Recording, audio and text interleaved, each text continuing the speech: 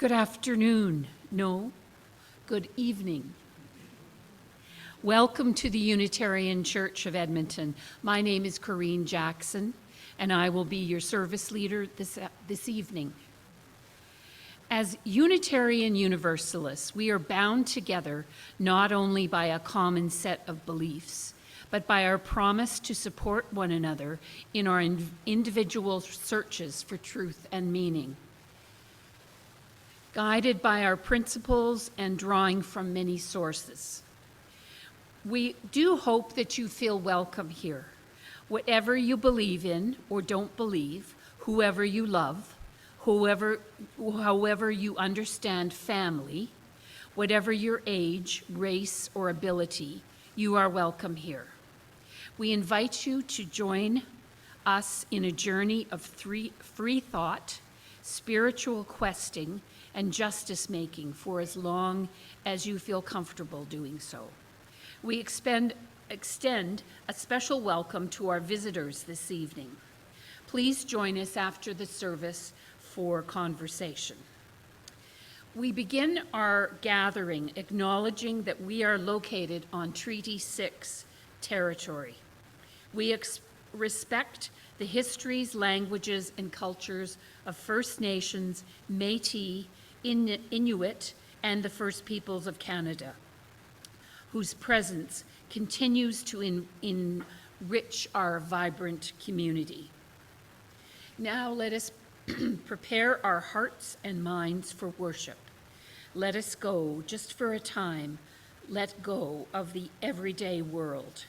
Let's quiet ourselves, our phones and devices, and we'll create a space in this hour to simply be together in the spirit of love and life we gather.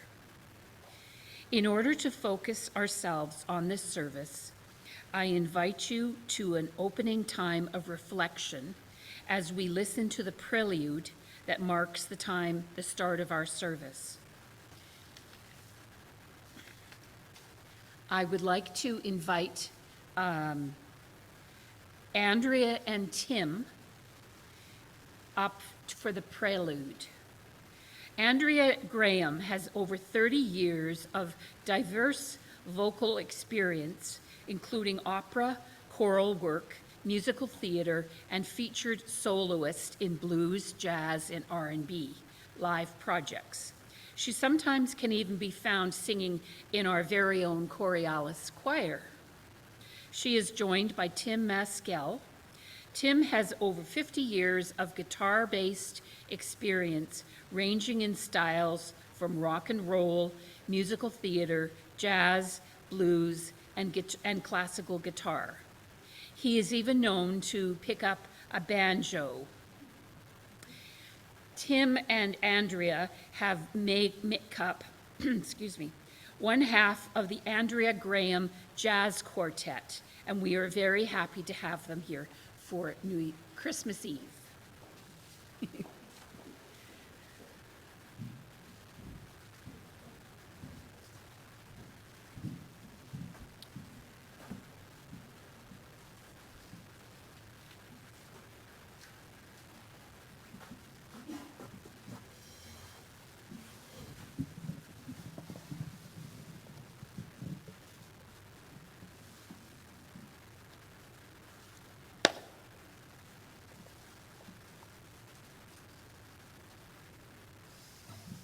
This song we're going to be performing you've probably heard before. Quite a few times, probably. Feel free, if you know the words, to join along, because that's fun and it's Christmas Eve.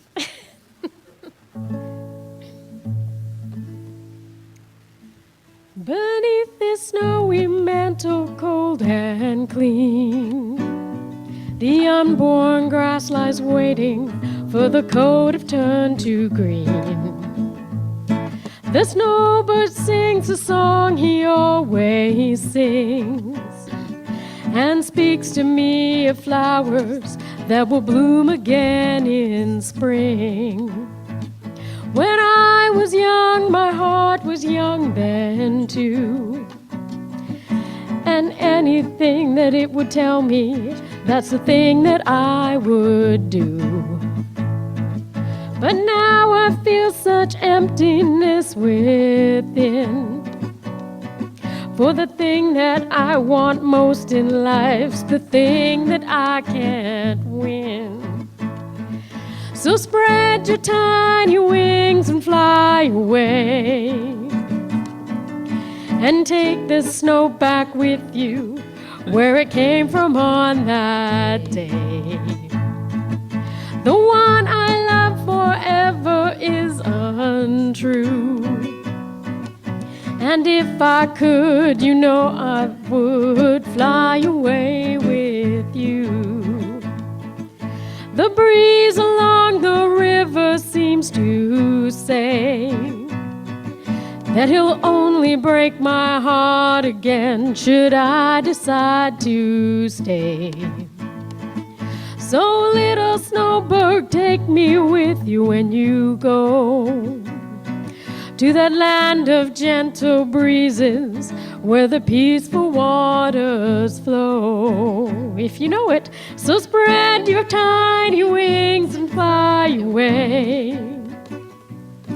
and take the snow back with you where it came from on that day. The one I love forever is untrue. And if I could, you know that I would fly away with you. Yeah, if I could, you know that I would fly away with you. Got a couple of you singing. Thank you for helping.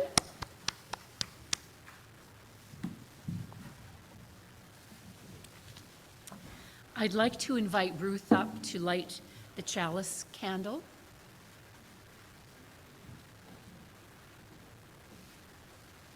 I have a reading I want to do. It's by Lord Alfred Tennyson, and it's called Ring Out Wild Bells.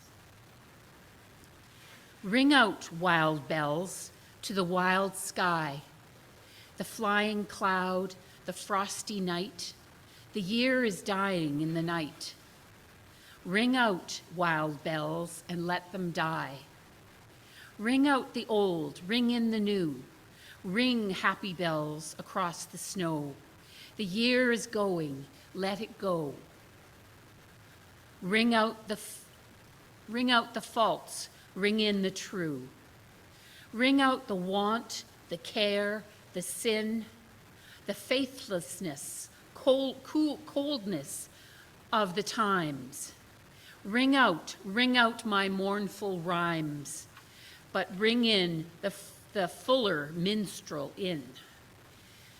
Ring in the valiant one and free, the larger heart, the kindlier hand. Ring out the darkness of the land. Ring in the Christmas that is meant to be.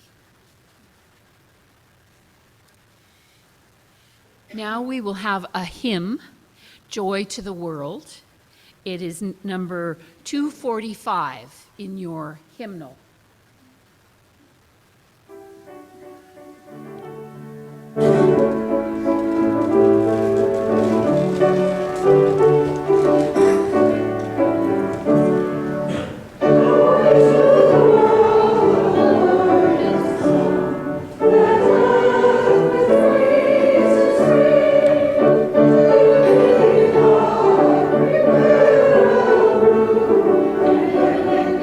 Sing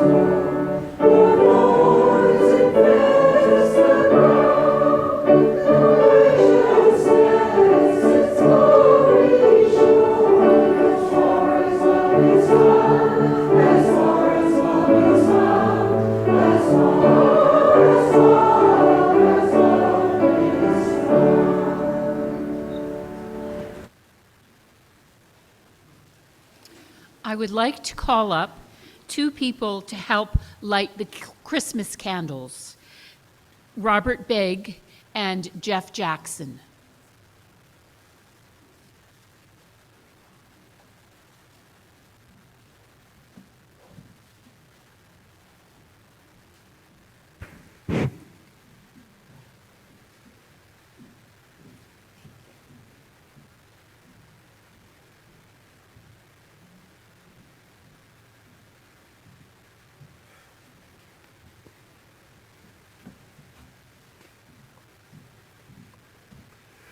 The placing of candles upon a circle of evergreens is an age-old tradition. Lighting additional candles each day or week as the light wanes has been part of human rituals for centuries upon centuries. We are warmed by the glow. We are reminded that the wheel of the season will turn and brilliant lengthening days will return.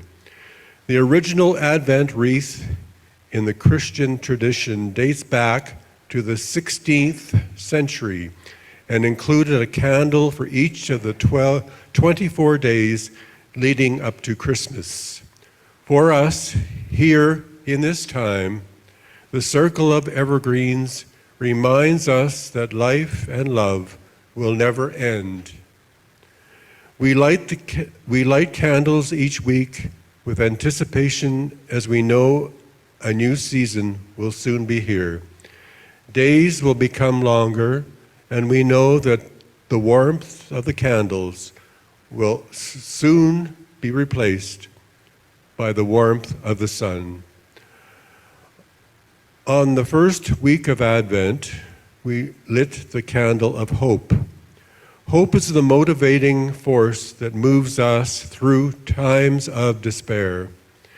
We see that the days are getting shorter, the weather colder, and the night longer. Hope tells us that longer days are ahead, that new life will emerge, and that we need to hold on just a little longer. With hope, we begin our journey toward the sun and the new life it brings. We now relight the candle of hope. You can, yeah, okay. On the second Sunday of Advent, we thought about peace, and we lit the second candle with these words: in this time of expectancy and celebration, let us hold onto the ideal of peace. Even though wars rage around the world, and sometimes in our hearts, we recognize that peace arrives gently and to an open heart. We light the candle of peace to remind us that it is with the softness of a dove's wing that peace descends upon us. We now relight the candle of peace.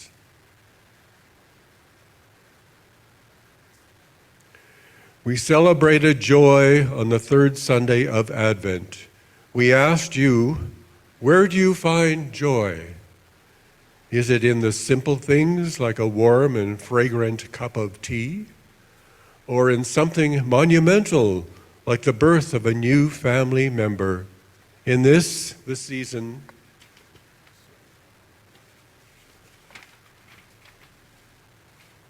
the season of sharing, may we find joy in the mundane, the monumental, the familiar, and the strange. Joy can sometimes be elusive, and so we light this candle to help guide our way. We relight the candle of joy. Last Sunday, we celebrated generosity and love during our mitten tree service. We were reminded that love animates our days, informs our decisions, and quickens our hearts. The candle of love represents all we hold dear, our precious memories, our caring for one another. And this beautiful planet that sustains us. Love knows us, holds us, and nurtures us.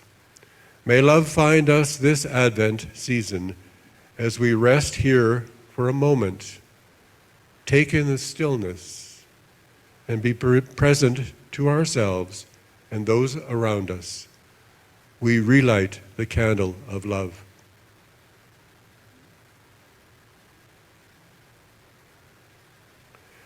And now, on this cold and dark Christmas Eve, we look to the Christmas candle, the candle of light.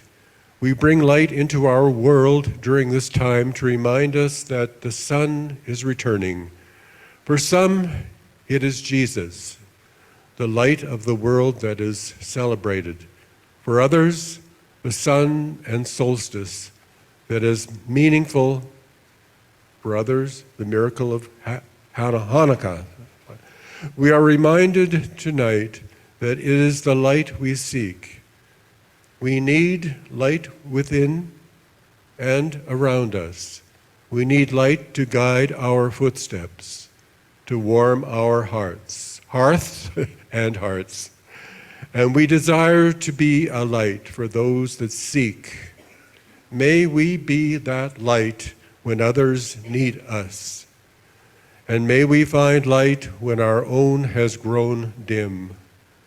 We now light our Christmas candle, the candle of light.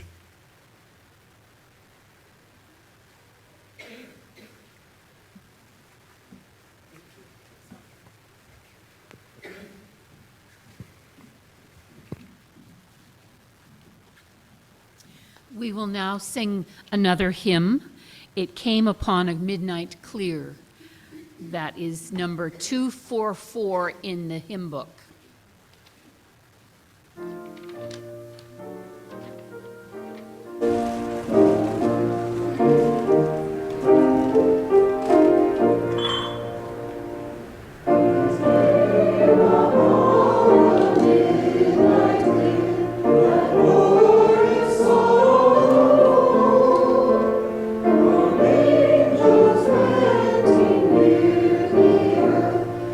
Touch her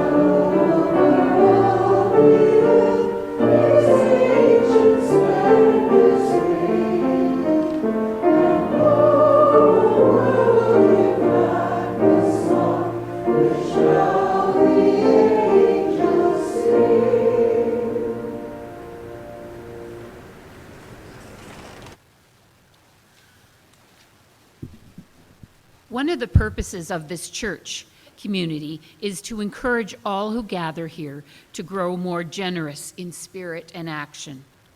In addition to supporting this community, we also make a monthly donation to a wider community. For this evening, Christmas Eve, we are 100% supporting the minister's discretionary fund. We take an offering that allows us to exercise that all-important generosity of spirit, an offering that will support this self-supporting church and its many ministries. For those in the sanctuary, you can use the envelopes found in the inside cover of the hymn book if you wish to get a tax receipt for your gift. Please indicate on the envelope your contact information so we can send you a tax receipt. Many of our members and friends make monthly or annually through donations through automatic withdrawal from their accounts. Offering plates are located. No offering plates? Okay. We thank you for your generosity of spirit and action. Through all we do here in the community and the wider world, we are involved in the important spiritual work of creation and compassion. I would like to introduce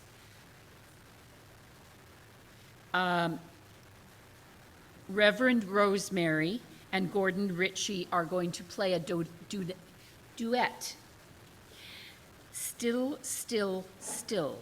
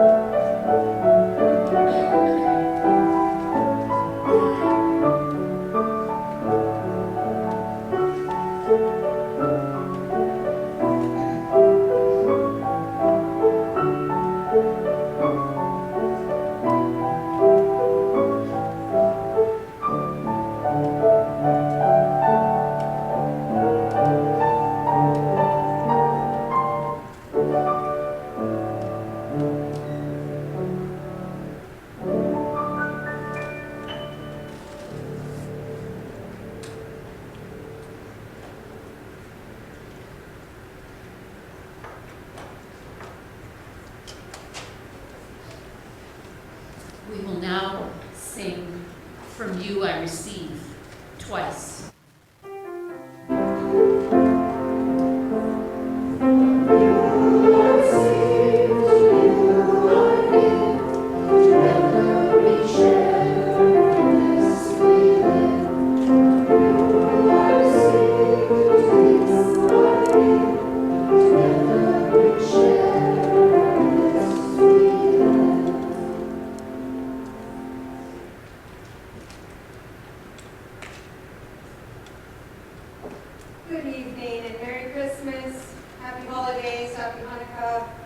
Whatever it is that you serve. There I am. I didn't think I was on.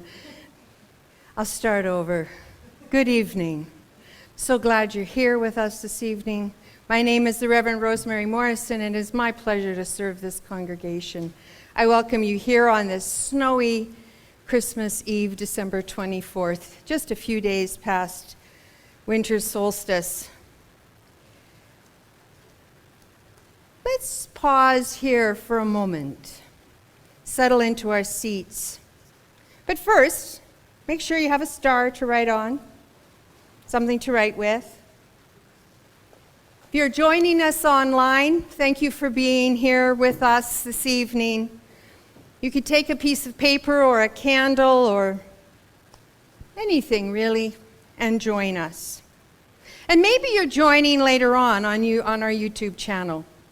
I invite you to connect with the intent of this ritual to help us find our way to our essence, to help us find the things that we hold dear. Tonight is Christmas Eve, and it's blustery out. Apparently, we're getting ice pellets tonight. I was like, oh, great. And you might have a turkey if you're going to cook one tomorrow, and it's probably thawing out somewhere. Mine are in the kitchen. And you probably have lists running around in your head. Did you do this? Did you do that? I still have wrapping to do. I wonder, oh, darn, the stores are closed, and I don't have any poultry seasoning. Now, just for a moment, just for a little moment, let's pretend that all of those things are done. All that there is left for you to do is enjoy. Enjoy your time with your friends, with your family, or maybe you're going to take tomorrow and absolutely revel in the silence of Christmas Day when all the stores are closed and all the people stay home. So, pushing all those things aside, what is left? What warms your heart this eve? Where does your mind wander when you think of this time of expectancy, waiting for the light to return and the birth of a child? And that child represents new life, renewal, tradition, and fulfillment of our deepest desires. There, in the stillness of your heart, what is that thing that speaks to you? Can you find a word, a thought, a phrase that represents this feeling for you? If so, go ahead and write it on your star. Perhaps it's too muddled or cloudy to see clearly that one thing. It certainly is to me. What are you feeling this Christmas Eve? What does this time conjure up for you? Perhaps that is the word or short phrase you write on your star.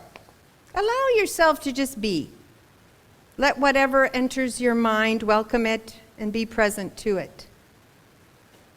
Remembering a past solstice or Hanukkah or Diwali or Christmas seasons, what has made it special for you? Let's sit in silence for just a moment. Then when you are ready, go ahead and put your star on our wishing tree. Your wishes, hopes, and dreams will join with all the others on this special night and beyond. And it's okay if you just put that you're muddled still, because I kind of am. And it's okay to be muddled. We'll work through it together. Gordon will accompany our wishes as they go onto the tree with the magic of the harp.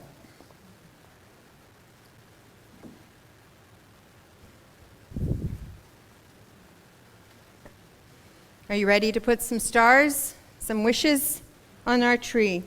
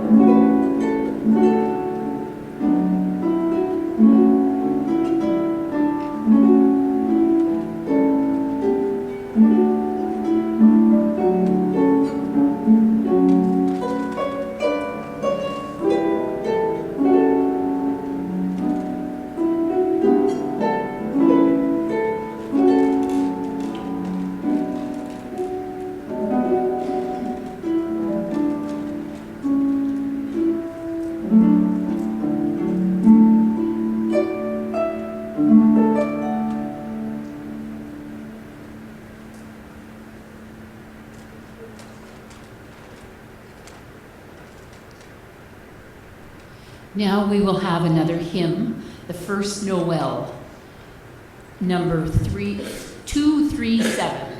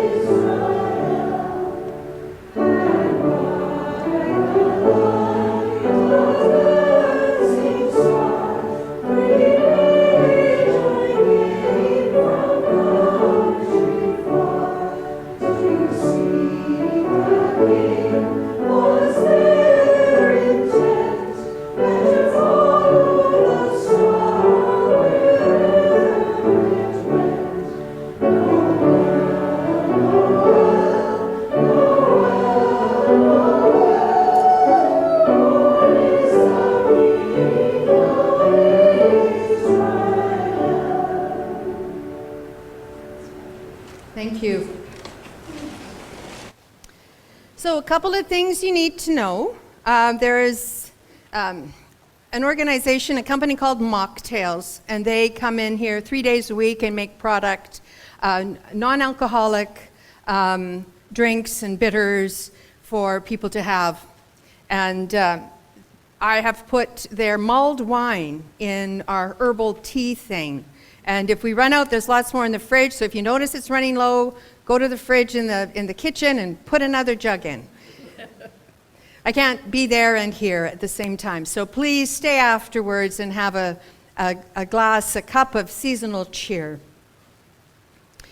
And the other thing I want you to know is that tomorrow the church will be open all day. I'll be here. I'll have board games out, movies in the big classroom, food, whatever you bring, and then there's snacks and turkey dinner at 5 o'clock. If you find yourself alone or lonely, or it's just the two of you, or you forgot the poultry seasoning, come on down. Come on down. I bought poultry seasoning today, and summery savory, my two things, favorite things for.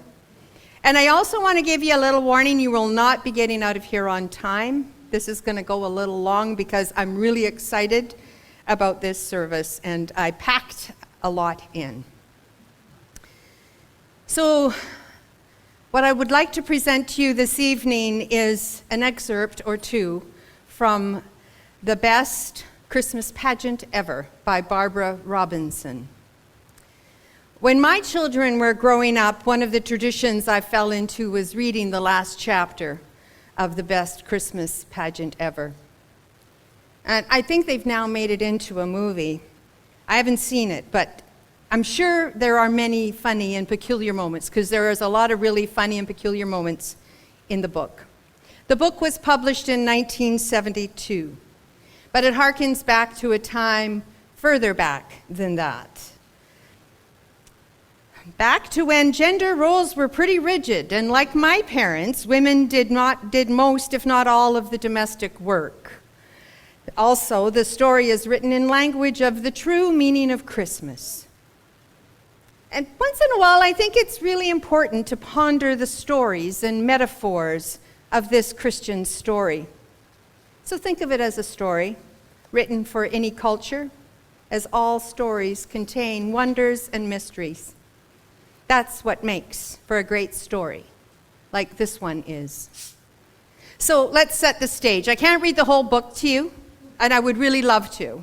Believe me, I would really love to, but I can't. I'm going to keep you here long enough. So I'm going to set the stage for you. The story takes place in any town, USA. I picture this story taking place in around the 1950s, early 60s, in Kentucky or southern Indiana.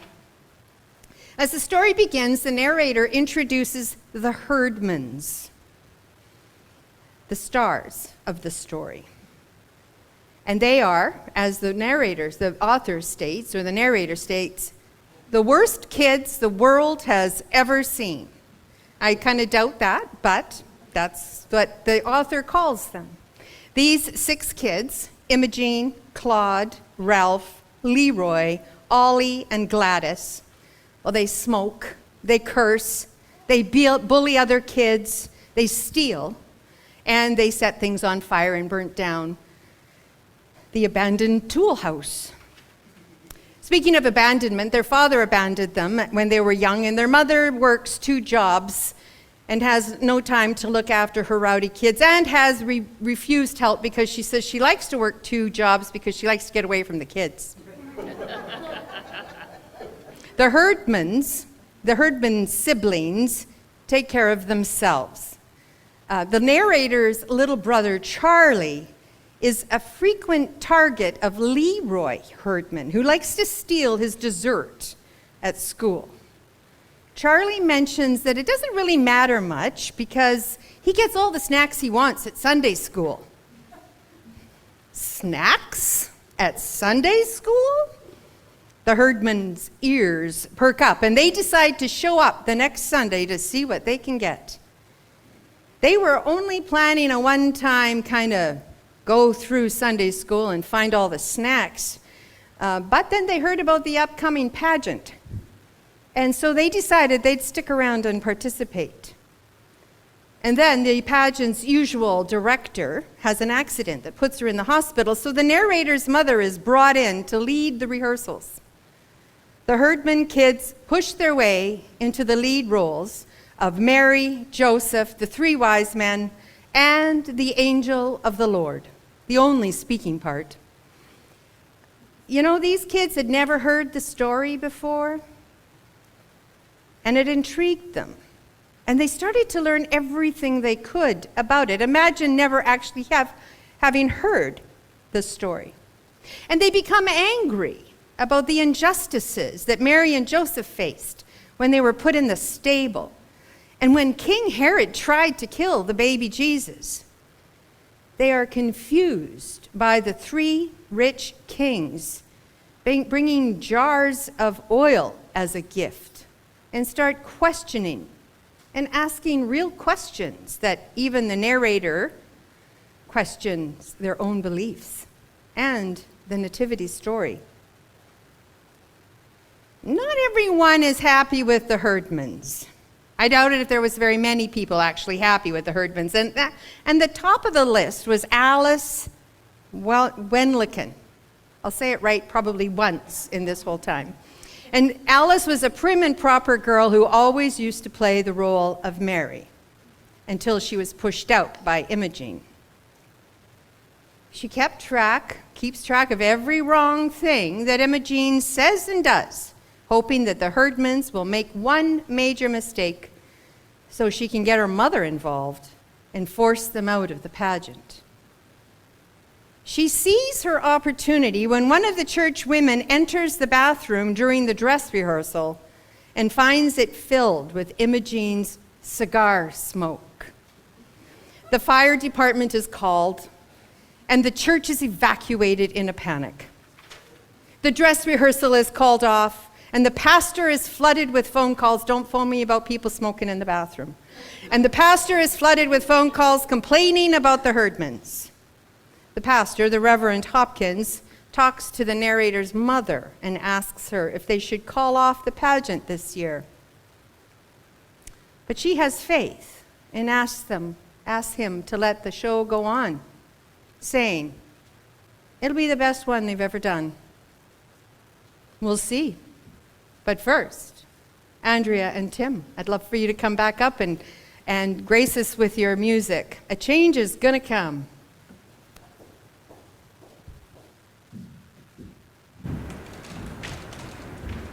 Right on the cliffhanger. Right on the cliffhanger.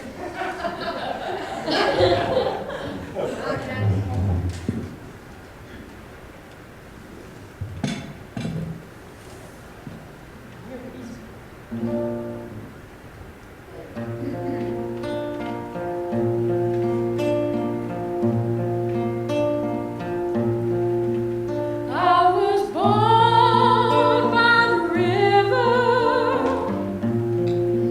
in a little tent, oh, just like that river.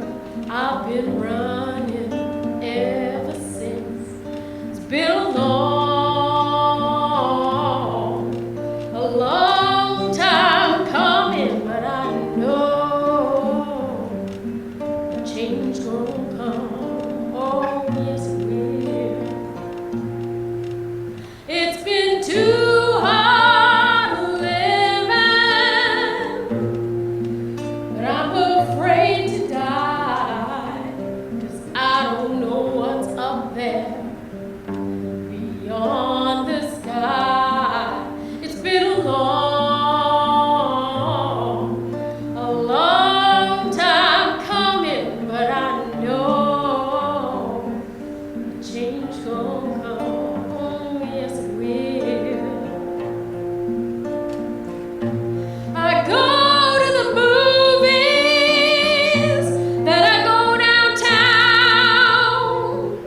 Somebody keeps telling me, don't ya hang around. It's been a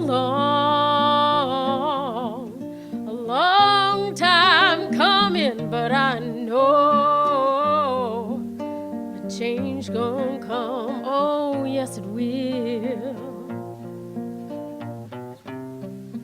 Then I go to my brother and I say, brother, won't you help me please? But he winds up knocking me back down to my knees. And there's been times that I thought I wouldn't last for long. Now I'm able to carry on. It's been a long time coming, but I know a change gonna come. Oh, yes it will. It's been a long time coming, but I know a change gonna come. Oh, yes it will. It's been a long time coming, but I know a change gonna come.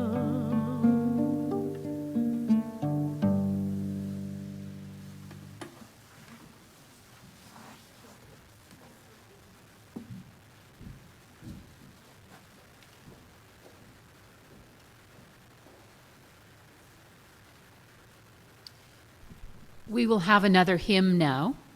Angels we have heard on high. Oh. Angels we have heard on high.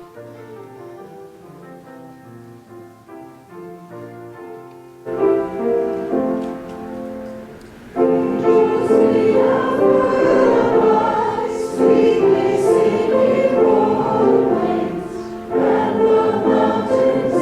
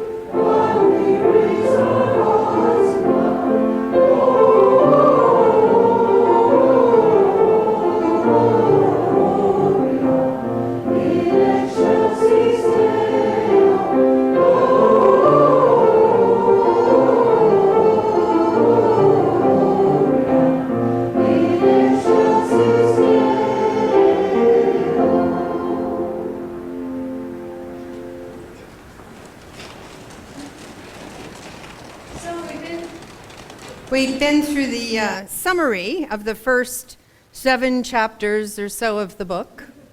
And now I'm going to read the last chapter of the best Christmas pageant ever. On the night of the pageant, we didn't have any supper because Mother forgot to fix it. My father said that was all right. Between Mrs. Armstrong's telephone calls and the pageant rehearsals, he didn't expect supper anymore. When it's all over, he said, we'll go someplace and have hamburgers. But Mother said, when it's all over, I'm going to go someplace and hide. We've never even once gone through the whole thing, she said. I don't know what's going to happen. It might be that the first Christmas pageant in history when Joseph and the wise men get in a fight and Mary runs off with the baby. She might be right, I thought, and I wondered what all of us in the angel choir ought to do in case that happened. It would be dumb for us to just stand there singing about the Holy Infant if Mary had run off with him. But nothing seemed very different at first. There was the usual big mess all over the place, baby angels getting poked in the eye by other baby angels' wings, and grumpy shepherds stumbling over their bathrobes, probably their father's bathrobes. The spotlight swooped back and forth and up and down till it made you sick to your stomach to look at it.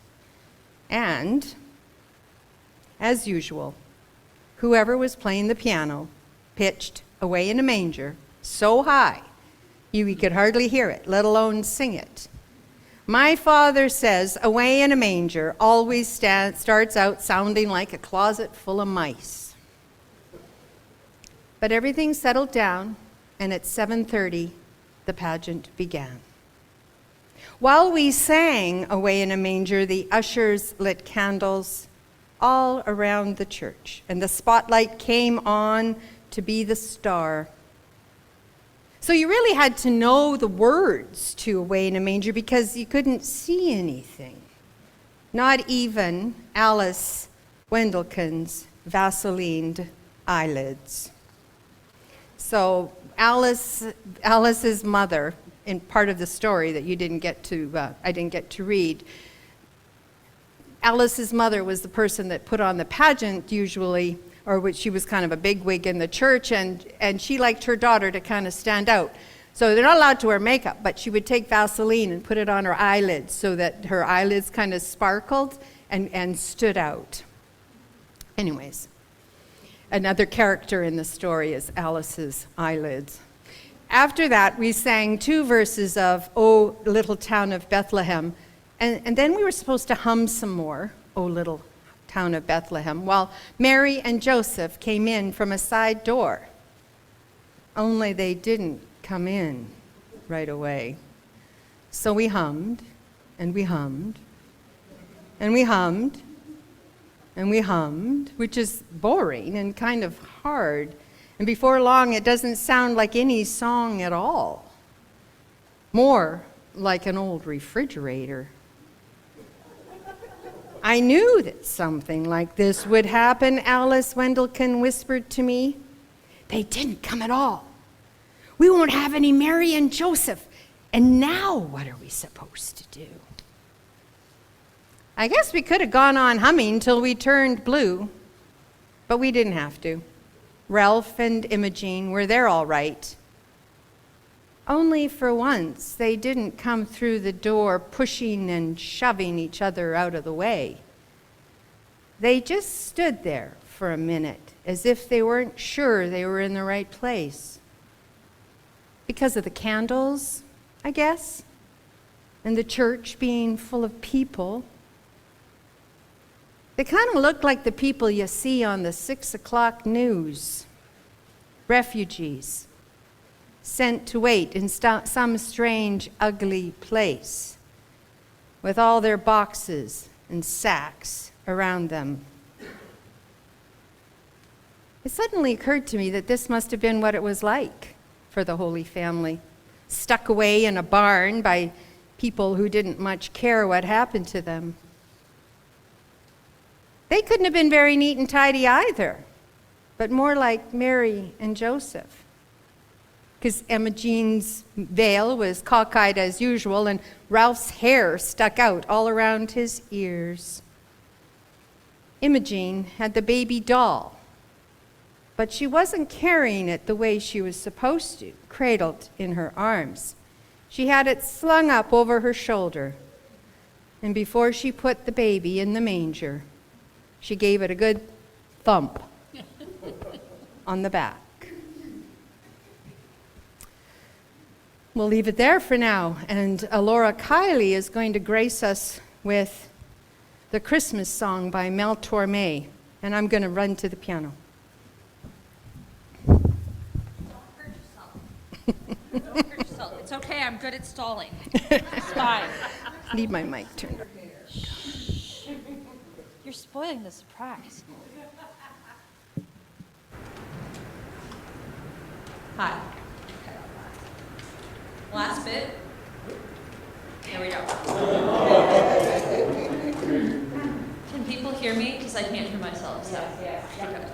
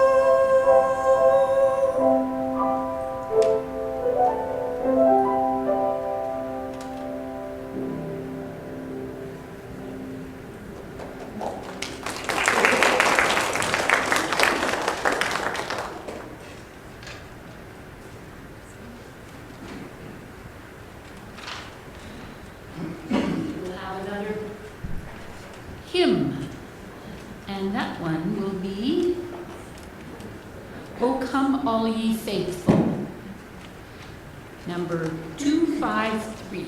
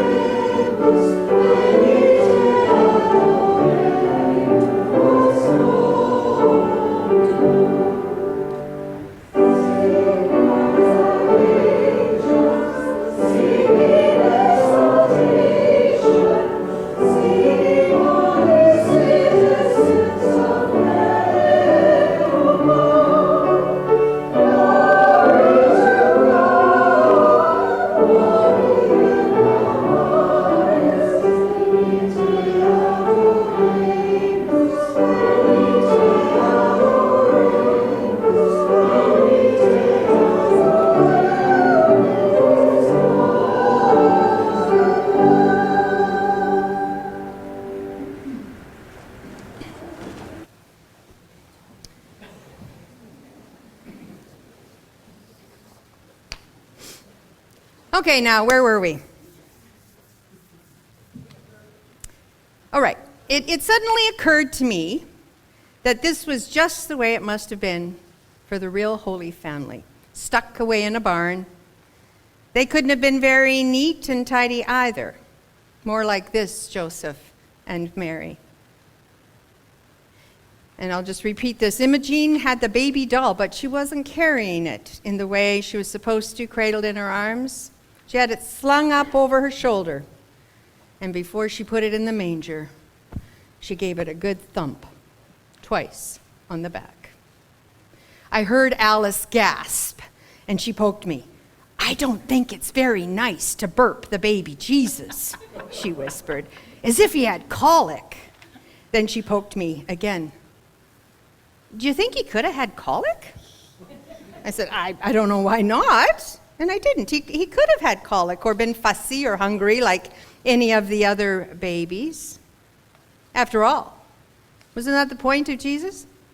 That he didn't come down on a cloud like something out of amazing comics, but that he was born and lived, a real person. Right away, we had to sing while shepherds watched their flocks by night, and we had to sing very loud because there were more shepherds than there were anything else. And they made so much noise, banging their crooks around like a bunch of hockey sticks. Next came Gladys from behind the angel choir, pushing people out of the way and stepping on everyone's feet. Since Gladys was the only one in the pageant that had anything to say, she made the most of it.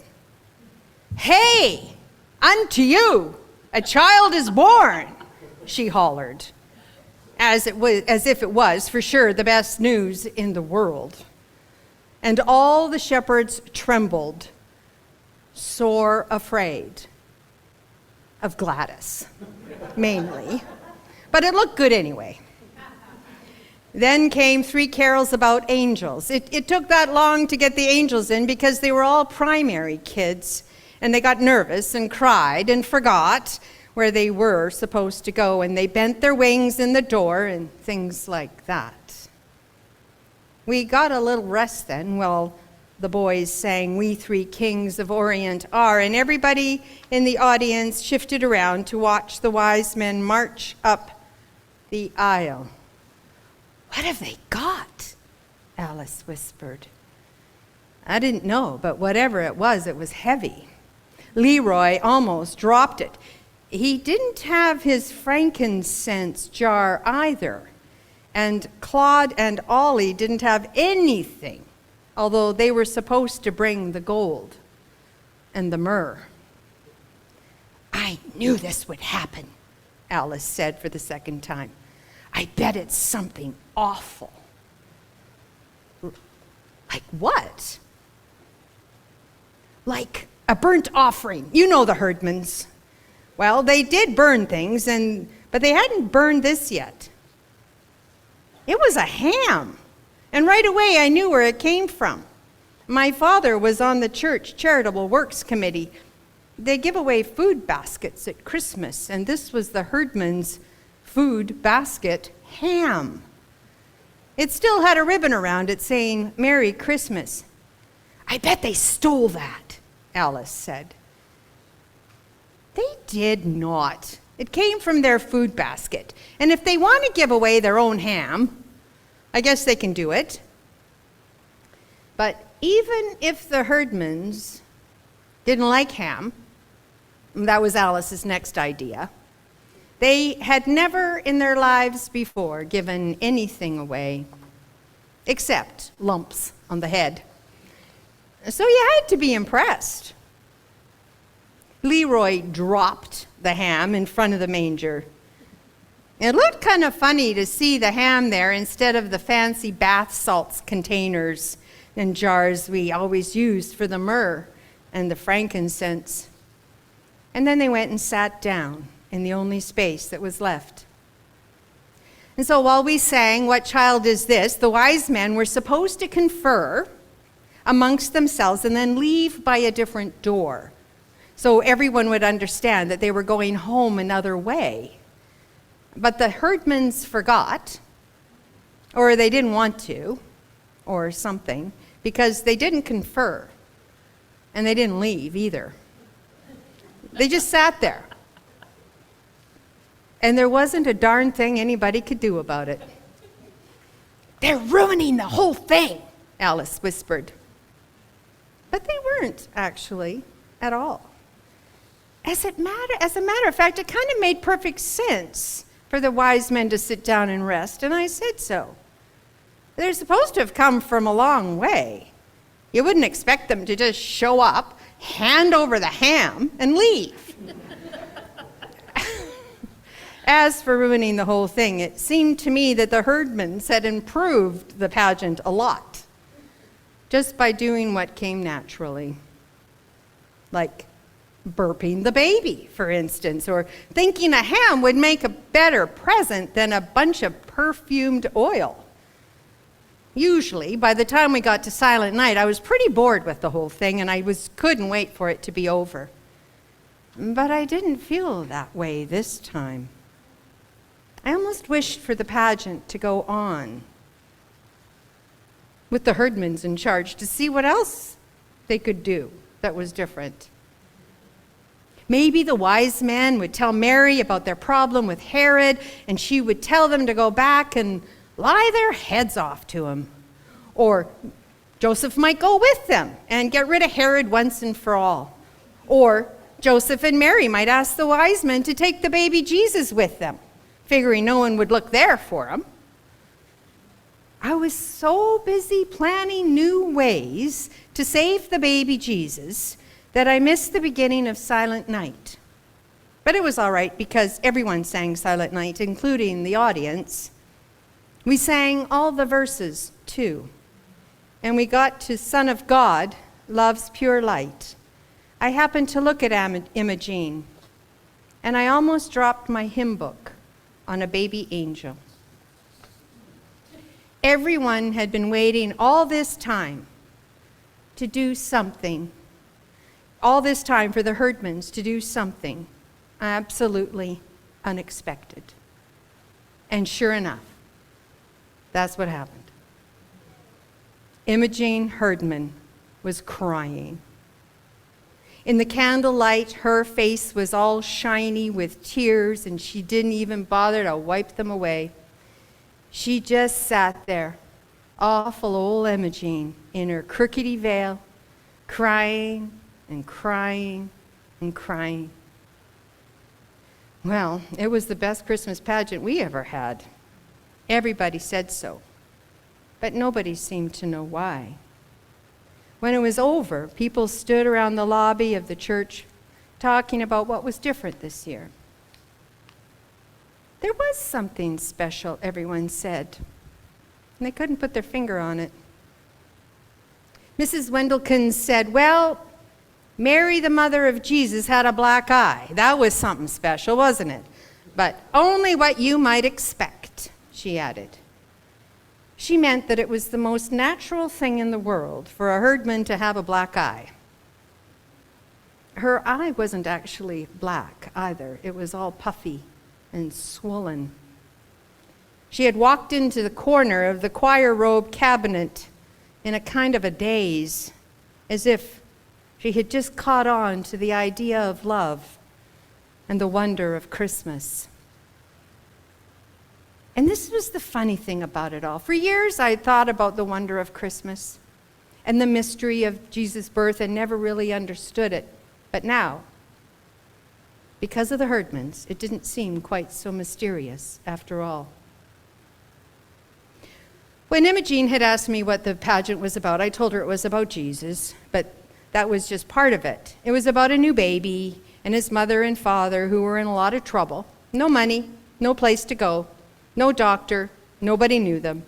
And then arriving from the east, like my uncle from New Jersey, took some, they had some rich friends come and visit them. But Imogene, I guess, didn't see it that way. Christmas came over her all at once, just like a case of chills and fever. And so she was crying and walking into furniture.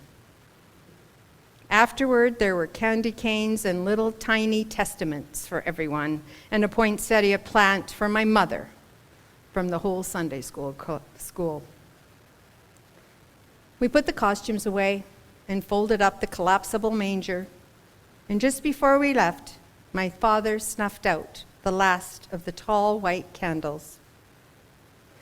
I guess that's everything, he said as we stood at the back of the church. All over now. It was quite the pageant. And then he looked at my mother. What's that you've got? It's the ham. They wouldn't take it back. They wouldn't take any candy either or any of the little Bibles, but Imogene did ask me for a set of the Bible story pictures.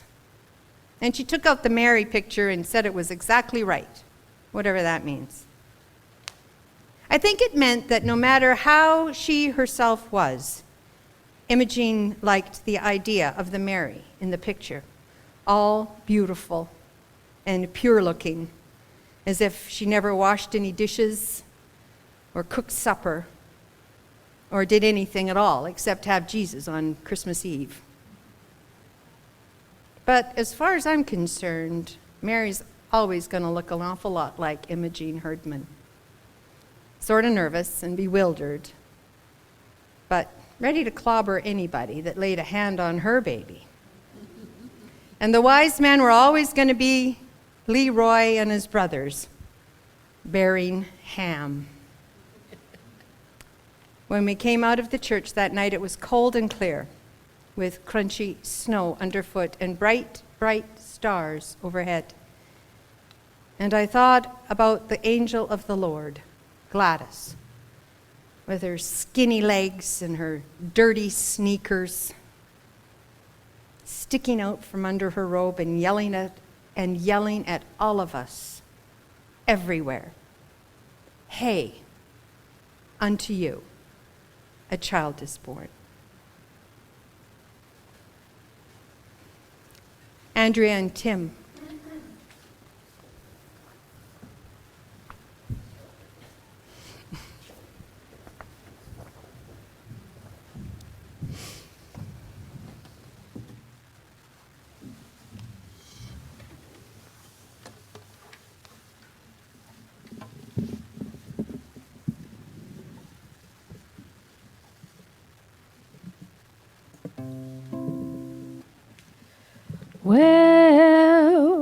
Don't you worry, baby, I will always come home.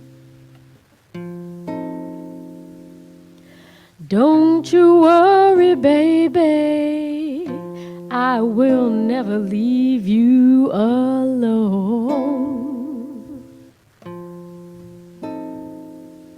You can try to tell me you can make it on your own,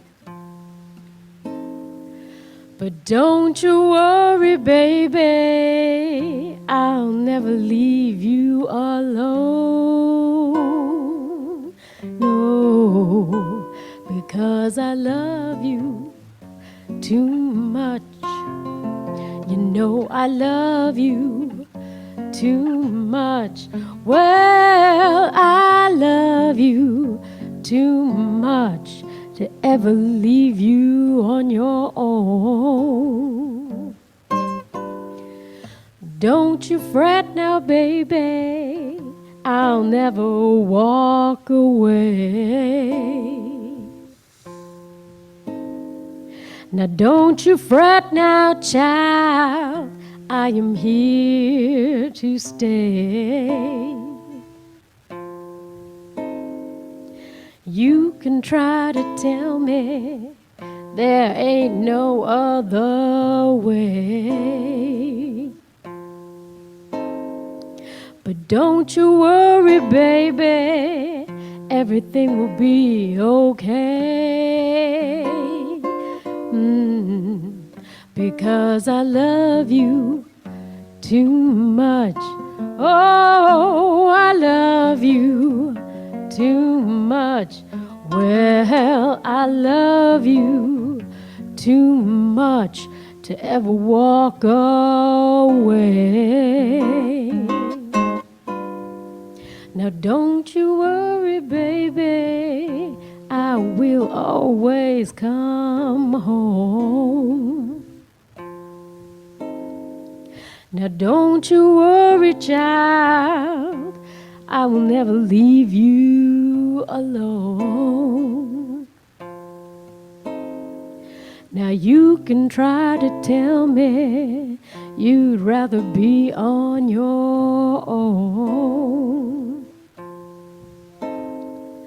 but don't you worry, baby, I'll never leave you alone. No, because I love you too much. Yeah, I love you too much.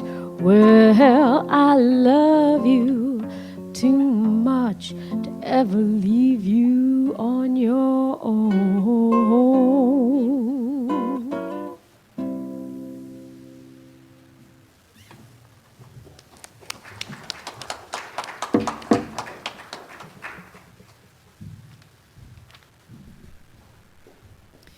I have a reading now called Winter Solstice by Reverend Dr.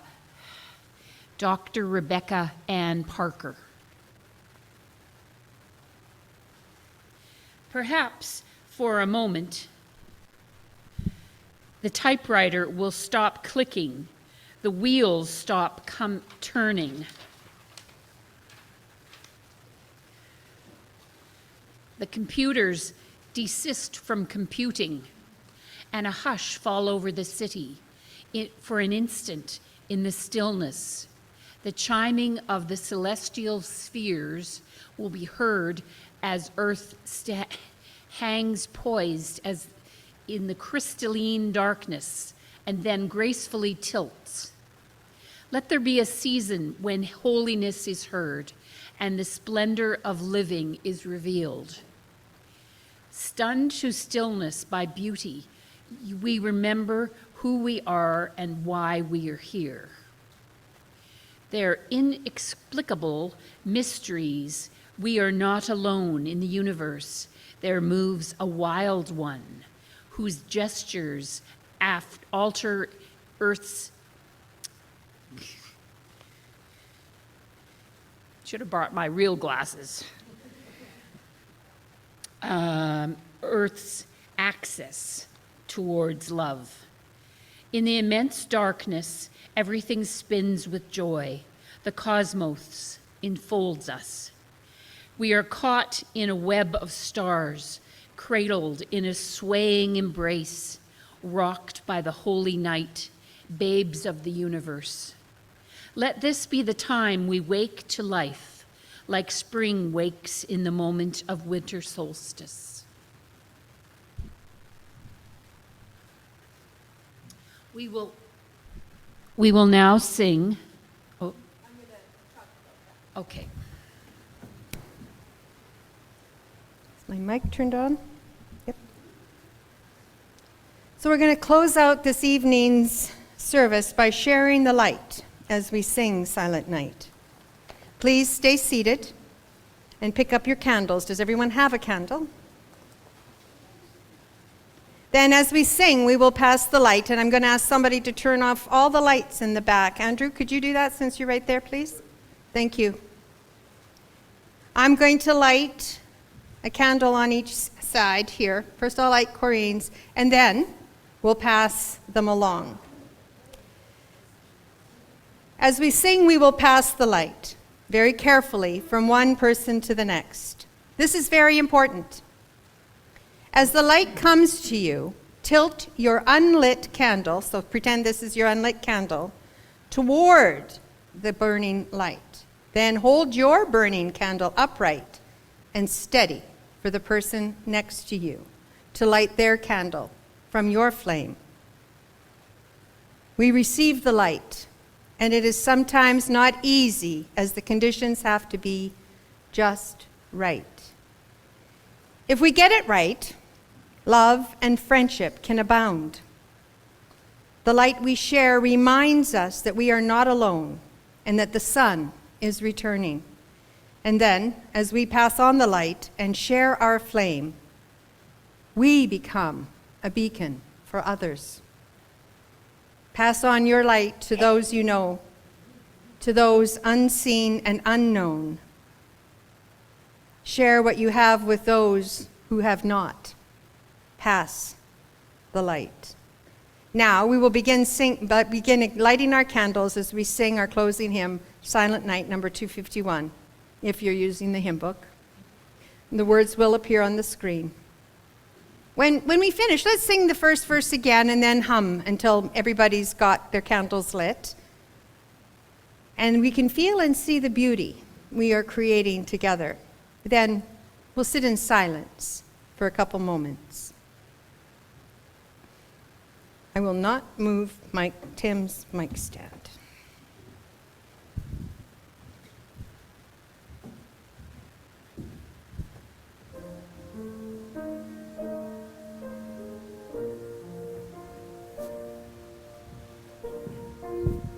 You can stay seated.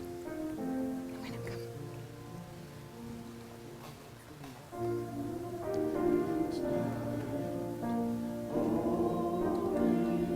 There. There you go. And then yes.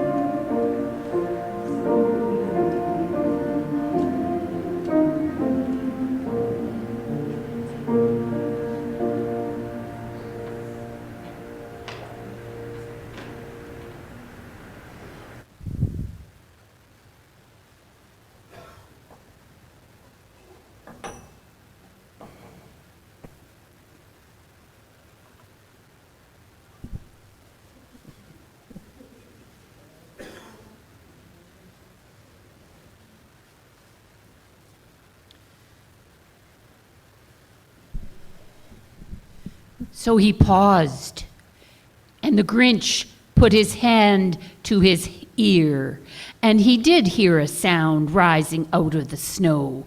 It started in low, then it started to grow. But that sound wasn't sad. Why, the sound sounded merry. It couldn't be so, but it was merry, very. He stared down at Whoville. The Grinch popped his eyes. Then he shook. What he saw was a shocking surprise. Every Who down in Whoville, the tall and the small, were singing without any Christmas present at all. He hadn't stopped Christmas from coming. It came. Somehow it came just the same. And the Grinch, with his Grinch feet ice cold in the snow, stood puzzling and poodling. How could it be so? It came without ribbons. It came without tags. It came without packages, boxes, or bags. And he puzzled 3 hours till his puzzler was sore. Then the Grinch thought of something he hadn't before. Maybe Christmas, he thought, doesn't come from a store. Maybe Christmas perhaps means a little bit more.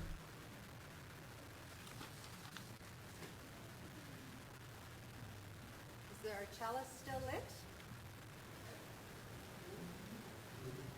Ruth, would you like to come and extinguish our chalice?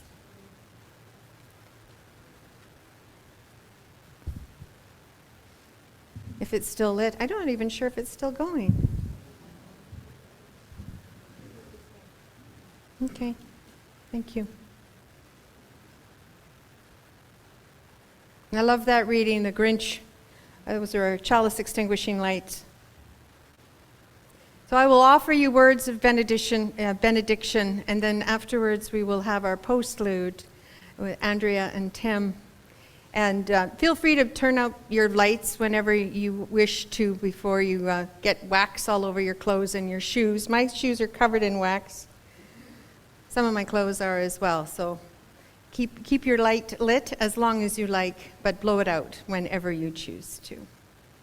And now I offer you these words of benediction that have become familiar to us. And do not be dismayed by the brokenness of the world. All things can break, and all things can be mended, but not with time, as they say, with intention. So I invite you in this Christmas Eve, in this season of love and giving and generosity, to go and love intentionally, love unconditionally, and love extravagantly. The broken world waits in darkness for the light that is within you. Go in peace, gentle people. Go in peace.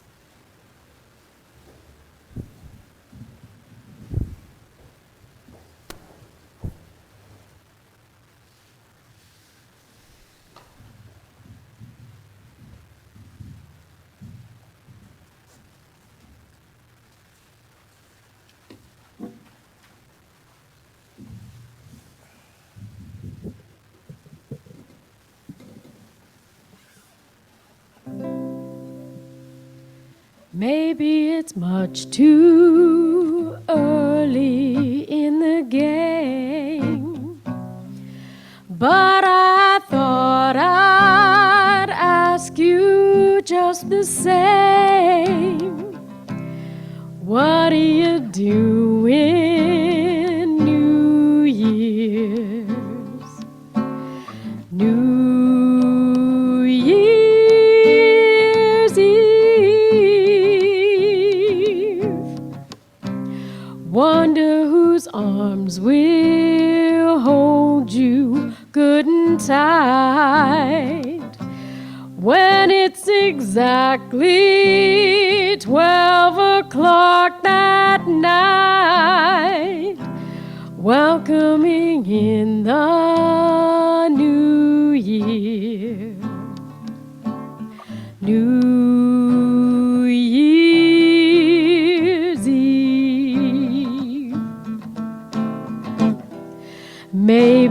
I'm crazy to suppose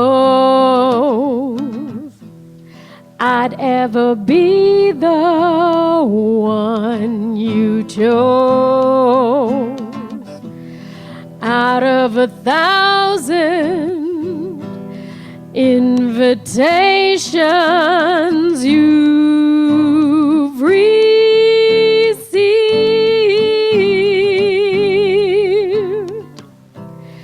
But in case I stand one little chance, here comes the jackpot question in advance.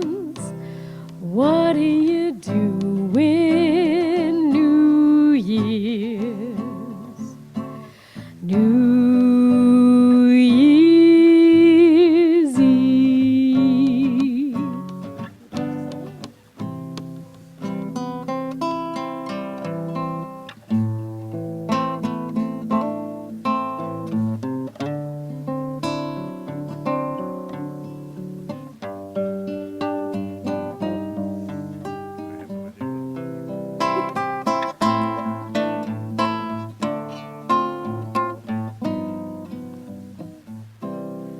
Maybe I'm crazy to suppose I'd ever be the one you chose. What do you do in New Year's? New Year's Eve.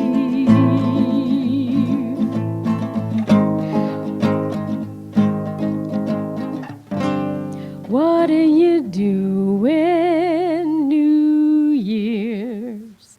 On New Year's Eve.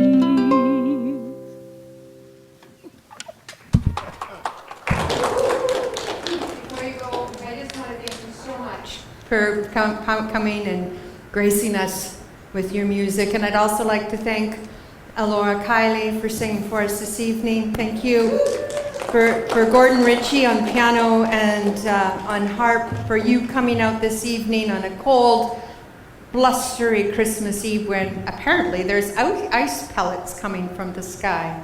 So thank you. And please come and have some Christmas cheer in a cup before you go home. Thank you.